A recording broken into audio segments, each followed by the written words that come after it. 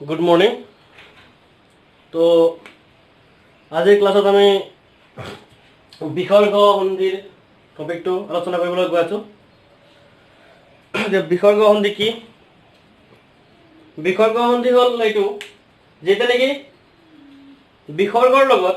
কোনো স্বৰবৰ্ণ বা ব্যঞ্জন বৰ্ণৰ সন্ধি সাধিত হয়, তেতিয়া সেই সন্ধিক আমি বিসৰ্গ সন্ধি নামেৰে জানো। তো বিসৰ্গ সন্ধিৰ কিছুমান নিয়ম আমি আজি চাম, আলোচনা কৰিম তাৰ বিষয়ে। এতিয়া বিসৰ্গ সন্ধি প্ৰথম নিয়মটো চোৱা। 1 নম্বৰ নিয়মটো হ'ল বিসৰ্গ প্লাছ চ বা ছ। বিসৰ্গ প্লাছ চ বা ছ হোৱাৰ লগে লগে হস্য ছ বা হস্য ছ হৈ যাব। এক্সাম্পল আমি চাওঁ, যেনে নি প্লাছ চয়। নি প্লাছ চয়, নি শব্দটোৰ লাষ্টত কি আছে? বিসৰ্গ আছে। আৰু চয় শব্দটো প্ৰথমতে কি আছে? চ আছে। তো নি শব্দৰে বিসৰ্গ আৰু চয় শব্দৰ চয় দুটাৰ মাজত যেতিয়া সন্ধি সাধিত হ'ব, সন্ধি সাধিত হোৱাৰ লগে লগে কি হৈ যাব? এই বিসৰ্গ আৰু চ সংযুক্ত হৈ হস্য হৈ যাব। তো নিশ্চয় শব্দটো এনেকৈ সাধিত হৈছে। তাৰপিছত আৰু এটা এক্সাম্পল চোৱা, যেনে নি প্লাছ চিত। নি শব্দটোৰ লাষ্টত কি আছে? বিসৰ্গ আছে। আৰু চিত শব্দৰ প্ৰথমতে চ আছে। এই দুটাৰ মাজত সন্ধি হৈছে, আৰু সন্ধি হোৱাৰ পিছত নিষ্পন্ন হোৱা শব্দটো কি? নিশ্চিত, হস্য হৈ গৈছে। ঠিক তেনেদৰে নি প্লাছ চিন্ত, নিশ্চিন্ত। চ নি বিসৰ্গ আৰু কি চিন্ত শব্দৰ যিটো চ, এই দুটাৰ মাজত সন্ধি সংঘটিত হৈছে, আৰু সন্ধি হোৱাৰ পিছত কি হৈছে? হস্য শব্দটো, হস্য ৰূপটো পাইছো আমি, আৰু নিশ্চিত শব্দটো কি হৈছে? নিষ্পন্ন হৈছে। ঠিক তেনেদৰে ক্ষীৰ প্লাছ চেদ, এই দুটা শব্দ ক্ষীৰৰ যি নেকি বিসৰ্গ আছে, আৰু লগতে চেদৰ দ্বিতীয় চ, এই দুটাৰ মাজত সন্ধি সংঘটিত হোৱাৰ পিছত চয় ছ দেখিবলৈ পাইছো আমি। ক্ষীৰৰ চেদ শব্দটো নিষ্পন্ন হৈছে। এইটো আছিল প্ৰথম ৰোল বিসৰ্গ সন্ধিৰ। দ্বিতীয়টা ৰোল আছে, আমি চাওঁ। দ্বিতীয় ৰোলটো অনুযায়ী কি? যদি বিসৰ্গৰ পিছত ত বা ঠ আহে, মানে পূৰ্ব পদত যদি অন্তিম মানে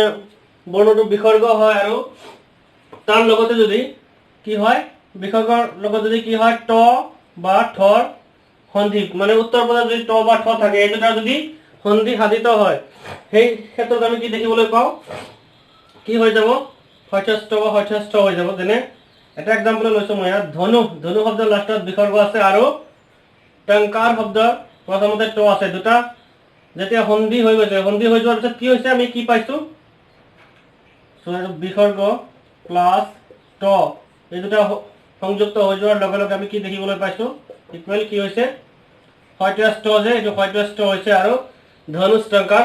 শব্দটোৰ নিষ্পন্ন হৈছে। ঠিক তেনেদৰে বিসৰ্গ সন্ধিৰ আন এটা নিয়ম আমি চাওঁ। এইটো নিয়ম অনুযায়ী কি? বিসৰ্গ প্লাছ ত বা থ যদি হয়, তেতিয়াহ'লে কি হৈ যাব? হস্য বা হস্য হৈ যাব। হস্য বা হস্য। যেনে দূৰ, দু শব্দটোত কি আছে? লাষ্টত বিসৰ্গ আছে, আৰু তৰ শব্দটোৰ প্ৰথমতে ত আছে। এই দুটাক আমি যেতিয়া সংযুক্ত কৰি দিলো, সংযুক্ত কৰি দিয়াৰ লগে লগে আমি কি দেখিবলৈ পালো? দুস্তৰ। দু এই বিসৰ্গটো, দু শব্দৰ এই বিসৰ্গ আৰু তৰ শব্দৰ এই ত, এই দুটাৰ মাজত যেতিয়া সন্ধি হ'ল, সন্ধি হোৱাৰ লগে লগে কি হ'ল? হস্য হ'ল। হস্য হৈ দুস্তৰ শব্দটো নিষ্পন্ন হ'ল। ঠিক তেনেদৰে নি, ইয়াতে বিসৰ্গ দিব পাৰিছো মই, নি প্লাছ তাৰ। নীৰ লগত নিৰ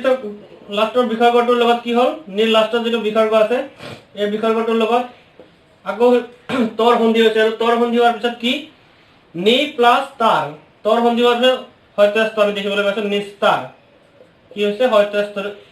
হৈছে হৈ নিস্তাৰ শব্দটো সম্পন্ন হৈছে। ঠিক তেনেদৰে আন এটা ৰোল আমি চাওঁ বিসৰ্গ সন্ধিৰ। কি হৈছে? যদি মানে এইটো ৰোল এনেকুৱা ধৰণৰ, যদি কোনো এটা শব্দৰ লাষ্টৰ যিটো বৰ্ণ, সেইটো মানে অকাৰ থকা হয়, লাষ্টত যদি অকাৰ থকা হয়, আৰু তাৰ লগত যদি বিসৰ্গ থাকে, মানে অ আৰু বিসৰ্গ যদি দেখিবলৈ পাওঁ আমি, তাৰ পিছত যদি আৰু এটা অ আহে, ঠিক তাৰ পিছত মানে উত্তৰ পদটোত মানে পিছৰ পদটোত যদি এটা অ আহে আৰু এই দুটাৰ মাজত যদি সন্ধি হয় তেতিয়াহ'লে কি হ'ব এই বিসৰ্গটো আৰু এই অকাৰটো এই দুটা সংযুক্ত হ'ব আৰু সংযুক্ত হোৱাৰ পিছত কি অকাৰলৈ পৰিৱৰ্তিত হৈ যাব এক্সাম্পলটো আমি চাওঁ ততঃ শব্দটো চোৱা ততত কি আছে ততক ভাঙিলে কেনেকৈ হ'ব ত প্লাছ অ প্লাছ ত ব্যঞ্জন ত প্লাছ আৰু এটা অ আছে নে লাষ্টত অ লগতে বিসৰ্গ এটা আছে তো এনেকে অ আৰু বিসৰ্গ যদি থাকে অ আৰু বিসৰ্গ প্লাছ পিছৰ বৰ্ণটো যদি আকৌ এটা অ আহি যায় তেতিয়াহ'লে কি হৈ যাব তেতিয়াহ'লে এই বিসৰ্গ আৰু অ এই দুটা সংযোগ হৈ কি হ'ব অকাৰলৈ পৰিৱৰ্তিত হৈ যাব অকাৰ হৈ যাব আৰু এই অকাৰটো পূৰ্ব পদৰ অন্তিম বৰ্ণত লাগিব তাৰমানে যেনে তত প্লাছ অধিক ততোধিক অকাৰ হৈছে আৰু এটা নিয়ম চাওঁ আমি সন্ধি বিসৰ্গ সন্ধিৰ আন এটা নিয়ম চাওঁ আমি আকৌ সেম কণ্ডিশ্যন যদি লাষ্টৰ মানে পদৰ লাষ্টৰ যিটো মানে বৰ্ণ সেইটো যদি অকাৰ থকা হয় আৰু লগতে যদি কি হয় বিসৰ্গ থাকে আৰু তাৰ পিছত যদি উত্তৰ যিটো পদ মানে সন্ধি কৰিবলগীয়া পিছৰ যিটো শব্দ সেই শব্দটো যদি প্ৰথমতে বৰ্গৰ তৃতীয় চতুৰ্থ বা পঞ্চম বৰ্ণ চোৱা বৰ্গৰ কথা কৈছে আমি বৰ্গ জানো ক বৰ্গৰ পৰা ক বৰ্গ আছে চ বৰ্গ আছে ট বৰ্গ আছে ত বৰ্গ আছে আৰু প বৰ্গ আছে এই পাঁচটা বৰ্গ আছে বুলি আমি জানো আমি আগতে বৰ্গৰ বিষয়ে আলোচনা কৰিছো আগৰ ক্লাছত তো এই বৰ্গৰ কি থাৰ্ড হ'ব লাগিব বৰ্গৰ third fourth and fifth letter যদি থাকে আর যদি জ র ল ব আর হ থাকে এইকেইটা যদি থাকে তেতিয়াহ'লে কি হৈ যাব এই বিসৰ্গ কি হৈ যাব অকাৰলৈ পৰিৱৰ্তিত হৈ যাব ঠিক আছে কি কৈছে য'ত কণ্ডিশ্যনটো আকৌ আমি চাওঁ এক্সাম্পলৰ সৈতে চাওঁ এবাৰ মন শব্দ কি আছে লাষ্টত এটা মনত যদি আমি ভাঙি দিওঁ মনৰ লাষ্টত আমি কি দেখিবলৈ পাম অ প্লাছ বিসৰ্গ থাকিব মনৰ আৰু যোগ শব্দৰ লাষ্টত কি আছে যোগ শব্দৰ লাষ্টত কি আছে য় আছে এই ফাৰ্ষ্টত সৰি যোগ শব্দৰ ফাৰ্ষ্টত য় আছে তো এই দুটাৰ মাজত যেতিয়া আমি সন্ধি সংঘটিত কৰিম কি হৈ যাব ইয়াতে জ থকাৰ কাৰণে এই বিসৰ্গ কি হ'ব বিসৰ্গটো কি হ'ব অকাৰলৈ পৰিৱৰ্তিত হৈ যাব অকাৰলৈ যেতিয়া পৰিৱৰ্তিত হৈ যাব অকাৰ হ'ব তেতিয়া কি হ'ব মন আৰু লগতে এই নৰ লগত কি লাগি যাব উকাৰটো লাগি যাব মন প্লাস ও মন প্লাস যোগ মনোযোগ ঠিক তেনেকে অহৰ কি আছে লাষ্টত অ প্লাস বিসৰ্গ আছে অহ প্লাস ৰাত্ৰিত ৰ আছে আমাৰ ইয়াত আছিল কণ্ডিশ্যনত যে যদি ৰ থাকে তো ৰ আছে ৰাত্ৰিত তো অহ প্লাস ৰাত্ৰিৰ ৰ এই দুটা যদি আমি কি কৰি দিম ৰাত্ৰিৰ ৰটোক যদি আমি সংযোগ কৰি দিলো ৰ থকাৰ কাৰণে এই আমাৰ বিসৰ্গটো পূৰ্ব পদত থকা যি অৰ পিছত থকা যি বিসৰ্গ হেতু কি অকাৰলৈ পৰিৱৰ্তিত হৈ গ'ল আৰু অকাৰটো ক'ত হ'ল ইয়াত হ'ল অ প্লাস হ অহ হৰ লগত সংযুক্ত হ'ল অহৰাত্ৰি ঠিক তেনেদৰে বয় ইয়াতে বয়ত লাষ্টত এটা কি আছে বিসৰ্গ আছে আৰু এই বয়ৰ লাষ্টৰ যিটো বিসৰ্গ এই বিসৰ্গৰ লগত পিছত স্বৰবৰ্ণ আছে তো অধিকত স্বৰবৰ্ণ আছে অটো অধিকৰ যিটো অ এইটো স্বৰবৰ্ণ হয় এই দুটা যেতিয়া আমি সন্ধি সংগঠিত কৰিলো সন্ধি সংগঠিত কৰাৰ লগে লগে কি হৈ গ'ল বয় প্লাস অধিকৰ অটো যোগ হৈ বয় অধিক হৈ গৈছে ঠিক তেনেদৰে সৰ বুলি সৰ প্লাস সৰৰ লাষ্টত কি আছে এটা বিসৰ্গ আছে সৰৰ তাৰপিছত কি হৈছে লগে লগে আমি ব এটা দেখিবলৈ পাইছো উত্তৰ পদত কি হৈছে মানে পিছৰ শব্দটো এটা ব আছে প্ৰথমতে এই বিসৰ্গ আৰু বৰ মাজত যেতিয়া সন্ধি হ'ল আমাৰ সন্ধিৰ ৰুল অনুযায়ী কি হৈ গ'ল এইটো অকাৰলৈ পৰিৱৰ্তিত হৈ গ'ল যেনে সৰ প্লাস বৰ সৰোবৰ হৈ গ'ল ঠিক আছে ঠিক তেনেদৰে তপ প্লাস বন তপোবন আৰু মন প্লাস ৰম মনোৰম দেখিবলৈ পাৰো তাৰপিছত আমি 6 নম্বৰৰ ৰুলটো চাইবা সন্ধি ইয়াতে কি আছে ইয়াতে কণ্ডিশ্যনটো হ'ল অ আ এই দুটাৰ বাহিৰে অ আৰ বাহিৰে আন কোনো স্বৰবৰ্ণ বৰ্ণৰ পিছত যদি বৰ্গৰ তৃতীয় চতুৰ্থ পঞ্চম বৰ্ণ স্বৰবৰ্ণ বা জ ৰ ল ব হ থাকে তেনেহলে বিসৰ্গৰ ঠাইত কি হয় ৰ হৈ যায় কি বুলি কৈছে কন্ডিশনটো কি বুলি কৈছে কি হ'ব লাগিব অ বা আৰ বাহিৰে আন কোনো স্বৰবৰ্ণৰ পিছত তো মানে পূৰ্ব পদৰ যেটো লাষ্টৰ বৰ্ণ হেতু কি হ'ব লাগিব অ হ'ব নোৱাৰিব আৰু অ হ'ব নোৱাৰিব বা আ হ'ব নোৱাৰিব তাৰ বাহিৰে অন্য কোনো স্বৰবৰ্ণ এই ক্ষেত্ৰত আমি এই এক্সাম্পলটো যদি আমি চাওঁ এই ক্ষেত্ৰত ইয়াতে লাষ্টৰ বৰ্ণটো কি হ্ৰস্বই ইয়াতে হ্ৰস্বইটো লাষ্ট বৰ্ণ হয় ঠিক তেনেদৰে এই নীলুগটো লাষ্টৰ বৰ্ণটো হ্ৰস্বই হয় আৰু হ্ৰস্বইৰ পিছত বিসৰ্গ আছে তো এই ক্ষেত্ৰত কি কৈছে এই ক্ষেত্ৰত আৰু স্বৰবৰ্ণৰ পিছত যদি কি হয় যদি বৰ্গৰ তৃতীয় চতুৰ্থ পঞ্চম আকৌ সেই বৰ্গৰ কথা কৈছে ক বৰ্গৰ পৰা প বৰ্গলৈ যিকেইটা পাঁচটা বৰ্গ আছে সেই পাঁচটা বৰ্গৰ যিকোনো এটা বৰ্গৰ যদি থাৰ্ড ফ'ৰ্থ এণ্ড ফিফ্থ বৰ্ণ যদি থাকে অথবা যদি স্বৰবৰ্ণ থাকে অথবা যদি জ ৰ ল ব আৰু হ থাকে তেনেহলে কি হ'ব বিসৰ্গৰ ঠাইত ৰ হ'ব ঠিক আছে আমি চাওঁ নি নি শব্দটোত কি আছে হ্ৰস্বই যে আছে হ্ৰস্বইটো এইটো অ বা আ দুটা এটাও নহয় ই অন্য এটা স্বৰবৰ্ণ হয় হ্ৰস্বইটো তো এই হ্ৰস্বই আছে তাৰ পিছত লগে লগে বিসৰ্গ আছে তাৰ পিছত কি হৈছে এই শব্দটোত ধ আছে ধ এটা চোৱা ধ কোন বৰ্গৰ ই হয় মানে বৰ্ণ হয় ধ হল ত বৰ্গৰ ত থ দ ধ ন ত বৰ্গৰ এইকেইটা বৰ্ণ ত বৰ্গৰ এইটো প্ৰথম দ্বিতীয় তৃতীয় চতুৰ্থ আৰু নটো পঞ্চম তো আমাৰ কন্ডিশনে কি কৈছিল তৃতীয় চতুৰ্থ বা পঞ্চম যদি হয় এতিয়া আমাৰ এই ক্ষেত্ৰত আমি কি দেখিছো ধনৰ ক্ষেত্ৰত ধটো চতুৰ্থ বৰ্ণ হয় গতিকে নিৰ ইটো নিৰ হ্ৰস্বইৰ পিছত বিসৰ্গ আছে তাৰ পিছত ধটো কি হল বৰ্গৰ কি বৰ্ণ এইটো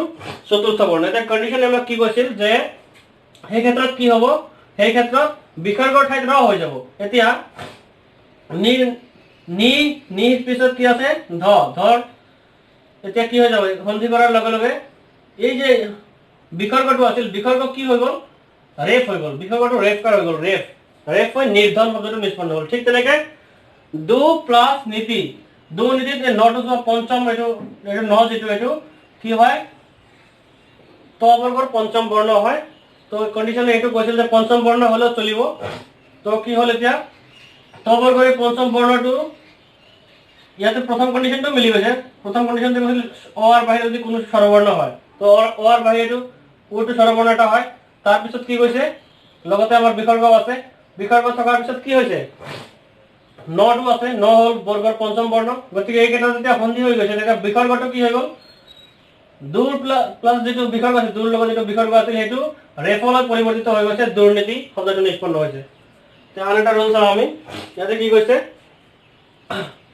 বিসৰ্গ আৰু ৰ বিসৰ্গ প্লাছ ৰ যদি হয় বিসৰ্গৰ লগত যদি ৰ প্লাছ কৰিব লগা হয় তেতিয়া বিসৰ্গৰ লোপ হয় আৰু পূৰ্বপদৰ কি হয় হস্ৰ স্বৰটো দীৰ্ঘ স্বৰ হৈ যায় ধৰা কোনো এটা আমি শব্দৰ লগত কি কৰিব লগা হৈছে কোনো এটা শব্দত মানে প্ৰথম শব্দটো লাষ্টত বিসৰ্গ আছে আৰু দ্বিতীয় শব্দটো কি হৈছে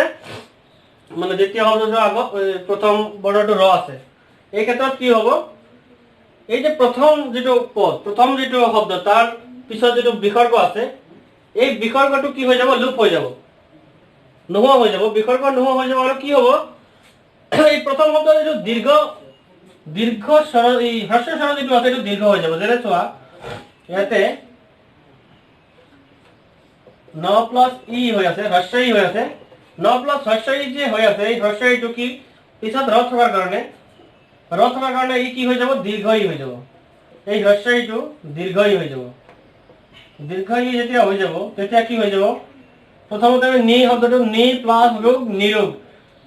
নিৰোগ হোৱাৰ লগে লগে ইয়াত দীৰ্ঘই হৈ গৈছে নিৰোগ ঠিক তেনেদৰে নি প্লাস ৰ থকাৰ কাৰণে ঠিক আছে ৰ থকাৰ কাৰণে কি হৈ গৈছে ৰ থকাৰ কাৰণে এই বিসৰ্গটো লুপ হৈ গৈছে নোহোৱা হৈ গৈছে আৰু এই হ্ৰস্বই নিৰ যি হ্ৰস্বই এইটো কি হৈছে দীৰ্ঘই হৈ নীৰৱ হৈ গৈছে ঠিক তেনেকে চক্ষু প্লাস ৰোগ চক্ষু শব্দত হ্ৰস্ব উ আছে হ্ৰস্ব উ এই হ্ৰস্ব উটো কি হৈছে হ্ৰস্বৰ পিছতে বিসৰ্গ আছে তাৰ ঠিক পিছতে ৰ থকাৰ কাৰণে ৰক আমি যোগ কৰিব লগা হোৱাৰ কাৰণে চক্ষুৰ যিটো চক্ষু শব্দ যিটো কি আছে হ্ৰস্ব ই কি হৈ গৈছে দীৰ্ঘ হৈ গৈছে চক্ষুৰ ঠিক আৰু এটা এক্সাম্পল আমি এটা পাম আন এটা সূত্ৰ মানে 8 নম্বৰ সূত্ৰটো আমি চাওঁ তে চোৱা কিছুমান শব্দ আছে হা যেনে কাৰ তাৰপিছত চোৱা কৰ তাৰপিছত কান্ত তাৰপিছত কাম কুম্ভ আদি শব্দ যদি পিছত থাকে আৰু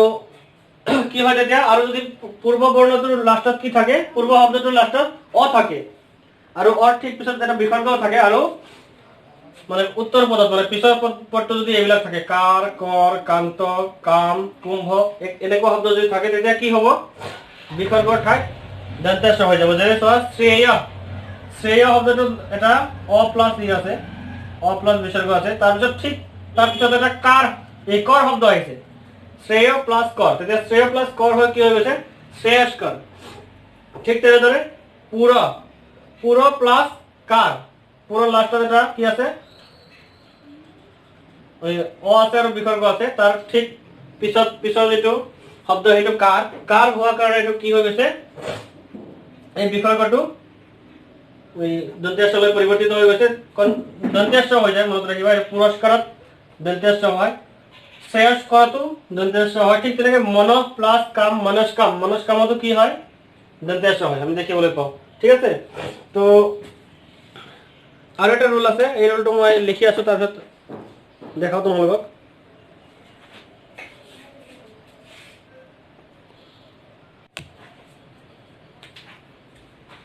চোৱা তো 9 নম্বৰ যেটো ফৰ্মুলা এইটো ফৰ্মুলা মতে কি চোৱা ক খ প ফ যদি পিছত থাকে মানে পিছৰ পদৰ প্ৰথমতে যদি ক খ প ফ আদি থাকে আৰু পূৰ্বপদ যদি মানে পূৰ্বপদটো যদি নি অবি অবি বা নি আবি বা বহি বা দু বা চতু আদি হয় তেতিয়াহলে কি হয় শব্দৰ মানে বিসৰ্গ যে আছিল বিসৰ্গৰ ঠাইত কি হৈ যাব বিসৰ্গৰ ঠাইত মূৰ্ধন্য খ হৈ যাব সো এতিয়া নি শব্দৰ কি আছে লাষ্টত এটা কি আছে বিসৰ্গ আছে আৰু তাৰ ঠিক পিছতে ক আছে তো আমাৰ এই 9 নম্বৰ ফৰ্মুলাটো অনুযায়ী কি আছিল যদি নি শব্দটোত মানে বিসৰ্গটো যদি আছে মানে নি শব্দটো যদি প্ৰথমতে আছে নি শব্দটো থকাৰ পিছত যদি ক থাকে মানে ক থাকিলে কি হৈ যাব এটো মূৰ্ধন্য খলৈ পৰিৱৰ্তিত হৈ যাব মানে ব্যঞ্জন মূৰ্ধন্য খ তো নি প্লাস कर নিষ্কৰ মূৰ্ধন্য হৈছে ঠিক তেনেকৈ নি প্লাস ফল নিষ্ফল ঠিক তেনেদৰে নি প্লাস পাপ নিষ্পাপ নি প্লাস কম নিষ্কম ঠিক তেনেদৰে আবি আছে সো এটো কি আছে আবি শব্দ আছে আবি শব্দ থাকিলে হ'ব বুলি কৈছিল আমাক আবি থাকিলে কি হ'ব বুলি কৈছিল আবি প্লাস কাৰত ক আছে দুটা যোগ হৈ গৈছে আবিষ্কাৰ হৈছে মূৰ্ধন্য স হৈছে ইয়াতে মূৰ্ধন্য খ হৈছে আৰু ঠিক তেনেদৰে বহি প্লাস কৃত বহিষ্কৃত মূৰ্ধন্য খ হৈছে এটো তো চতু প্লাস কোন চতুষ্কোণ ইয়াতো মূৰ্ধন্য খ হৈছে ঠিক আছে তো এয়া আছিল থুলমূলকে বিসৰ্গ সন্ধি কিছুমান নিয়ম এইবিলাকৰ বিষয়ে আমি আজি অলপ আলোচনা কৰিলো নেক্সট ক্লাছত আমি তোমালোকক সমাসৰ বিষয়ে আলোচনা কৰিম সমাস আৰু সন্ধি যেটো পাৰ্থক্য সমাসনো কি আৰু সন্ধিনো কি এই সমাস আৰু সন্ধিৰ মাজত কি পাৰ্থক্য আছে এই বিষয়ে আলোচনা কৰিম তো আজি ক্লাছ ইয়াতে শেষ কৰিছো